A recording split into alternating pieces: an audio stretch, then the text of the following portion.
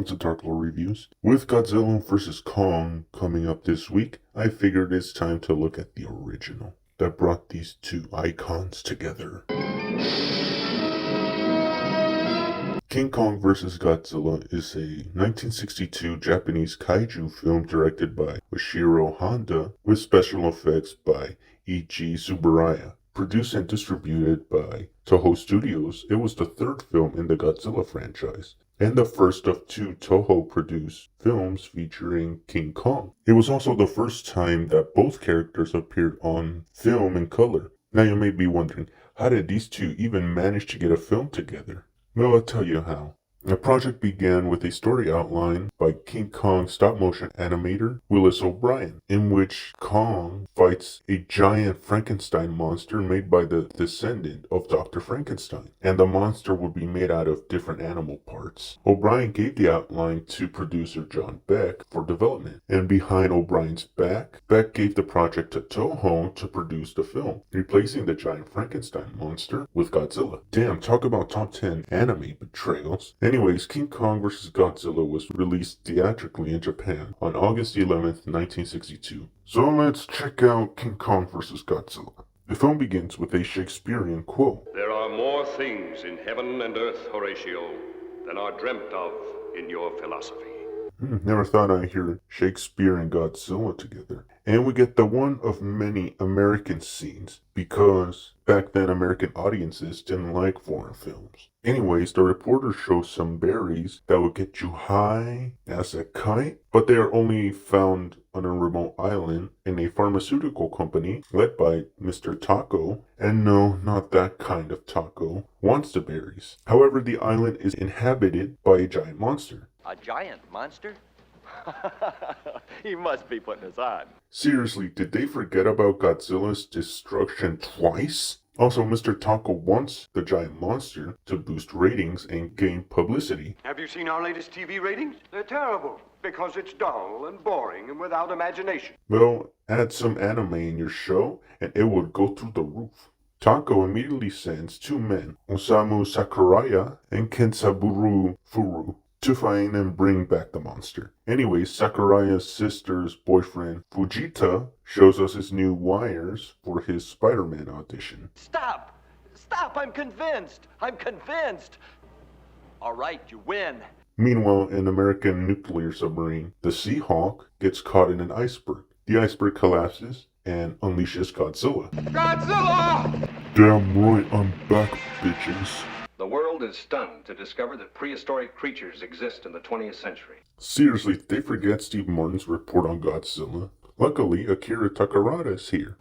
If we do not destroy Godzilla soon, the monster will destroy us all. No shit! Finally, Godzilla is destroying shit.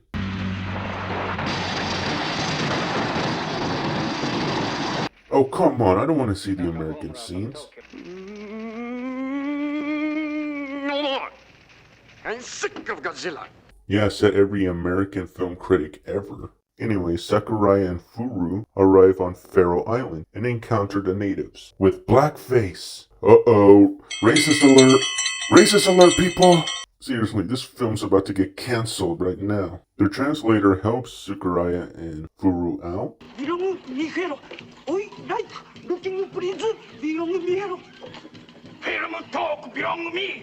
And they also give the natives some Japanese music.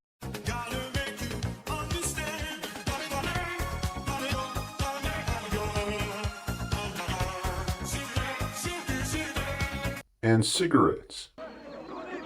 Hey bitch, that was his cigarette. While the natives are summoning Kong, the American scenes tell us what kaiju fans already know about Godzilla. I tend to classify him as a prehistoric species of dinosaur, possibly a cross between the gigantic Tyrannosaurus rex and the Stegosaurus. Those dinosaurs didn't live together, they lived in different eras. Anyways, a giant octopus crawls ashore and attacks the native village. Fun fact, the effects supervisor, E.G. Tsuburaya, ate the octopus after filming. Or in the words of one legend, Tsuburaya, man! Fucking eats that shit!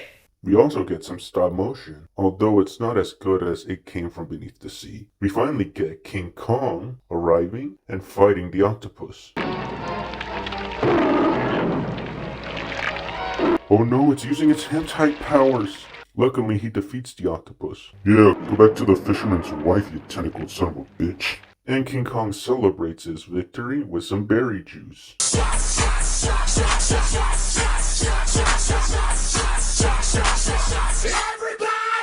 That immediately puts him to sleep, and the natives sing him a lullaby.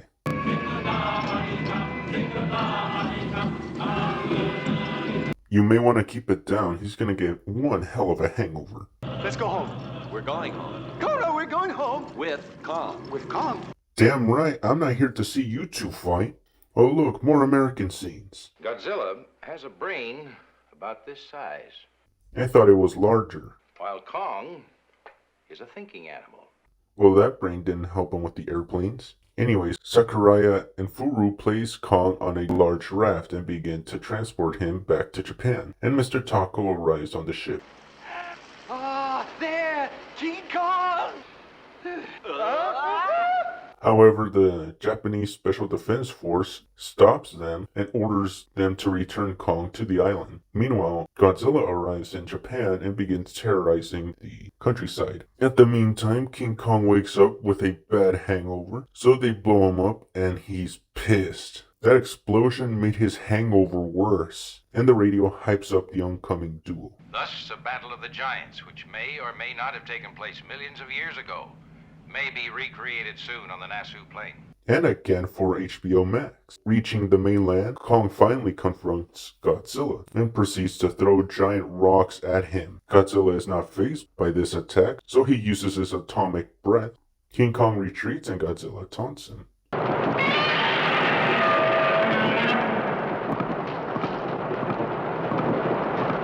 The military planned to dig a giant pit laden with explosives and poisonous gas to lure Godzilla into it. But it fails. Badly. What, you think a ditch is gonna stop me, motherfuckers?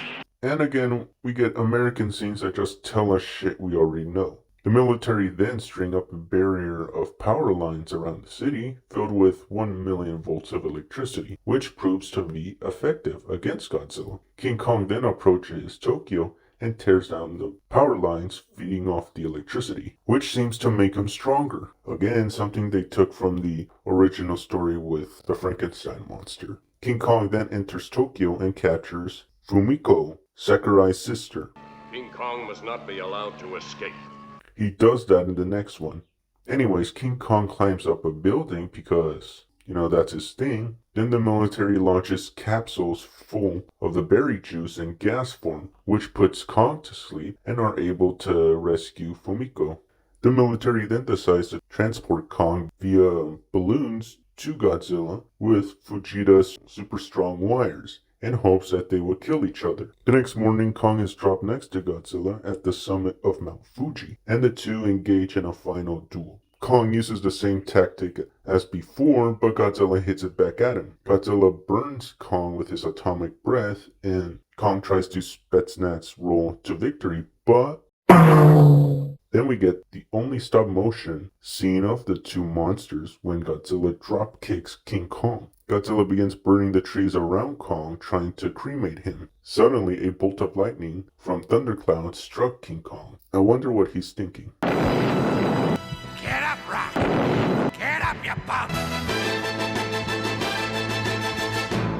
I didn't hear no bell. NANI? Oh man, shit's about to get real.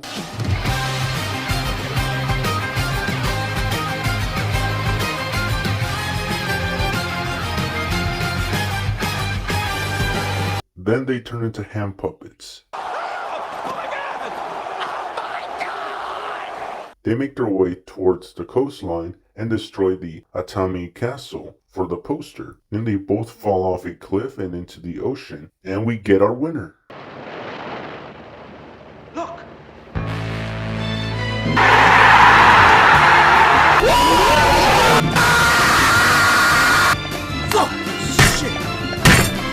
So yeah, Kong wins. And apparently there was a rumor that Kong wins in the American version and Godzilla wins in the Japanese version. But it turned out to be false, as Toho confirmed that Kong wins in both versions. And that was King Kong vs. Godzilla. The film was a huge box office hit, Hell, it was the most successful Godzilla movie ever, even beating the original. After the success of the film, Toho made more Godzilla films during the 60s and 70s. It was even a hit in the US, and remains as one of the most famous Godzilla films, making Godzilla a household name in America. In my opinion, the film has good kaiju action. However, the characters are bland, except for Mr. Tako. He's hilarious and reminds me of a Japanese Groucho Marx. The American scenes are a chore to get through though. But overall, it was a good, entertaining, and cheesy movie. I would highly recommend it. And that was the video. Don't forget to like, share, and subscribe for more videos just like this. Stay safe out there. Goodbye.